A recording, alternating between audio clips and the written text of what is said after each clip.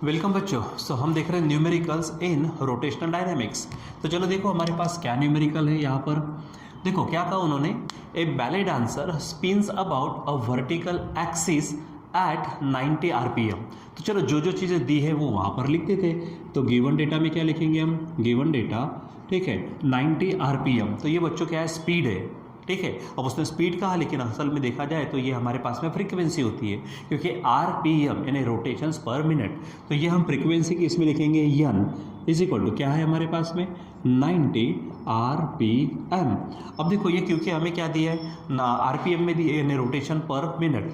आप चाहे इसमें रखो और उसके बाद में अगर ज़रूरत पड़ती है तो आप इसको क्या करो, आप एम के इसमें कन्वर्ट भी कर सकते हैं। तो सिंपली करना क्या होता है, यहाँ पे आप 60 से डिवाइड करके रख दो ठीक है। तो चलो आगे बढ़ते जरा सा। विथ आर्म्स आउटस्ट्रेच ठीक है।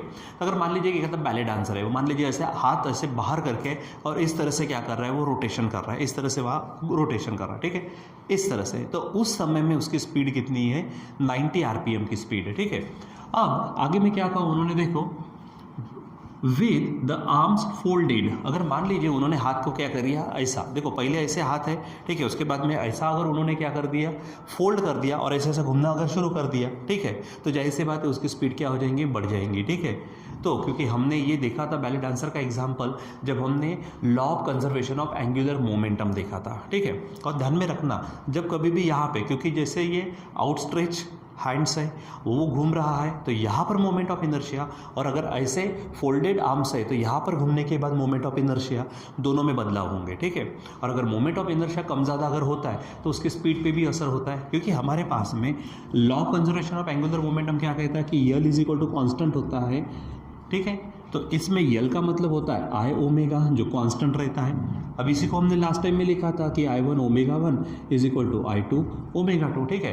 तो जो चीज़ आई के साथ में अगर घटेंगी तो इन्वर्सली किसके साथ घटेंगी, वो ओमेगा के साथ में।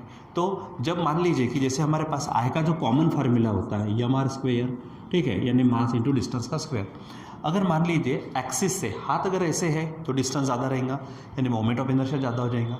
जब आप हाथों को ऐसे करेंगे, हैंड्स को ठीक है नज़दीक करेंगे, फोल्ड करेंगे, तो आर क्या हो जाएगा, कम, तो मोमेंट ऑफ इनर्शिया कम हो जाएगा। अगर मोमेंट ऑफ इनर्शिया कम हो जाता तो अपने आप उसकी स्पीड बढ़ जाएगी, क्योंकि दोनों में इनवर्स प्रोपोर्शन बनता है। आप यहाँ पे चेक कर सकते हो ठीक है। तो चलो आगे बढ़ते हैं, क्या है उन्होंने कहा, with the arms folded the Yamai about the same axis of rotation changes by 75% ठीक है। कितने परसेंट से क्या होता है, वो 75% से चेंज होता, तो जाहिर सी बात है वो कम ही होगा ठीक है, क्योंकि उससे ज़्यादा तो दिया नहीं है। तो मान लीजिए कि वो नेक्स्ट एमआई है, पहले एमआई इनिशियल एमआई ठीक है, तो ये इनिशियल स्पीड होंगी, मैं इसको नाम दे देता हूँ इनिशियल स्पीड को n1 ठीक है। फिर मान लीजिए कि इनिशियल एमआई क्या बोलेंगे हम, इनिशियल एमआई अगर समझो हमारे पास i1 है, और बाद में फाइनल एमआई की बात अगर करते हैं हम, जब उसने हाथों को क्या कर दिया, हैंड्स को फोल्ड किया था, तो समझो वो क्या है I2 है। तो उसने ये चीज़ दी है, कौन सी चीज़, कि जो I2 है, देखो यहाँ पर क्या है उसने, क्या, with the arms folded the moment of inertia यानी MI about the same axis of rotation changes by 75%। कितने परसेंट से चेंज होता, 75% से। तो I2 जो है पहले वो कितना था I1, कितने परसेंट से चेंज हो रहा है, तो 75%। आप इसको ऐसा लिखेंगे ठीक है।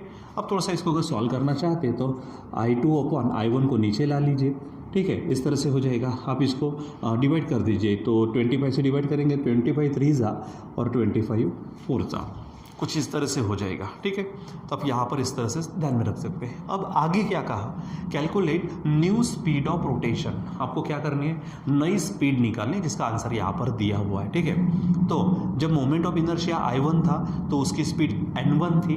जब मोमेंट ऑफ इनर्शिया I2 बन गया 75% I1 के, तो उसकी स्पीड निकालनी है। तो वो स्पीड मान लीजिए बच्चों क्या है, n2 है, हम उसको क्वेश्चन मार्क में डाल देते। तो n2 हमको क्या करना है, यहाँ पर निकालना है ठीक है।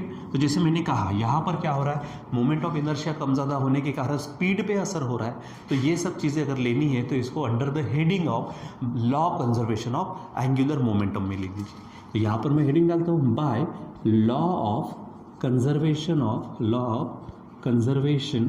Of angular momentum, law of conservation of angular momentum ठीक है। तो इसके चलते अगर हम काम करते हैं तो आपको क्या मिलेगा, I1 omega 1 is equal to I2 omega 2, इस तरह से बन जाएगा। ठीक है, अब आप ओमेगा की जगह पे आप यन का इस्तेमाल कर सकते हैं। किस तरह से, देखो तो ये I1 है, आपको मालूम है ओमेगा का फार्मूला फ्रीक्वेंसी के फॉर्म में 2πn है, तो यहाँ पर आप क्या रख सकते हो, ये I1 हो गया, ओमेगा की जगह पे आप रखेंगे 2πn1 इज इक्वल टू, यहाँ पर I2 ओमेगा 2 है तो I2 एज इट इज़ रखो, ओमेगा टू के जगह पे क्या रखेंगे आप 2πn2 हो जाएगा। अब आप क्या कर लीजिए, यहाँ पे देखो ये 2π क्या हो जाएगा, कैंसल। ठीक, अब सिंपल काम है, यहाँ पर आप क्या करो, ये I2 के नीचे आप I1 को लेके जाओ। ठीक है, यानी क्या हो जाएगा I2/I1, देखो मैं उधर भेज रहा हूँ, लिखता इधर भले हो, ठीक है, लेकिन I1 को उधर भेज दिया I2 के नीचे, तो I2/I1 हो जाएगा। तो इधर बचा क्या है N1, तो ये N2 इधर लाओ, तो ये इस तरह से बन जाएगा। ठीक है, चलो अब हम काम करते हैं, या तो ऐसा करो, अगर आपको ये समझने में दिक्कत अगर होती है तो आप थोड़ा दूसरी तरीके से चले जाओ। सिंपल है बात, यहाँ पर क्या है 2π कैंसल, तो इधर बचेगा कौन I1N1 इज इक्वल टू उधर I2N2 हो जाएगा। अब आपको चाहिए क्या N2, तो N2 को अकेला करो, तो यहाँ पर I1N1 अपॉन क्या हो जाएगा I2 नीचे, ठीक है, इज इक्वल टू N2, आप ये भी कर सकते हैं। ठीक है, उसके बाद में देखो I1/I2, यहाँ पर हमने क्या निकाला हुआ है I2/I1, तो इसको चेंज कर लो, तो I1/I2 करेंगे तो उल्टा हो जाएगा 4/3 हो जाएगा, कोई बात नहीं है। तो यहाँ पर I1/I2 की जगह पे क्या रखेंगे आप 4/3 इंटू N1, देखो तो ये N1 क्या है हमारे पास में 90 है, is equal to N2। So simply इसको क्या करना है, सॉल्व करिए, तो ये 4 होगा, 3 से 90 को क्रॉस करेंगे तो 30 आ जाएगा, इज इक्वल टू N2, और finally N2 is equal to 34 सा बनेगा 120 RPM, क्योंकि हमने वहाँ पे कन्वर्ट नहीं किया था, यहाँ पर भी नहीं किया तो भी चल जाएगा। ठीक है, तो इस तरह से हमारे पास में क्या चीज़ होती है उसके ऊपर निर्भर करता है कि हमको हमारा किस तरह से क्वेश्चन को सॉल्व करना है। ठीक है, तो यहाँ पर ये वैलिड आंसर का जो एग्जाम्पल था, ठीक है, वैलिड आंसर पहले क्या करेंगे, ऐसे घूमेंगे, अब मैं यहाँ पे घूम के नहीं बता सकता, थोड़ी जगह गाँव में, ठीक है, फिर उसके बाद में हाथ को ऐसा कर दिया, हैंड्स को, ठीक है, तो पहले मोमेंट ऑफ इनर्शिया ज़्यादा होगा, ऐसा करने के बाद मोमेंट ऑफ इनर्शिया कम, यानी मोमेंट ऑफ इनर्शिया कम हो जाएगा तो स्पीड क्या हो जाती है, बढ़ जाती है। ये हमको कहता है कौन, law of conservation of angular momentum.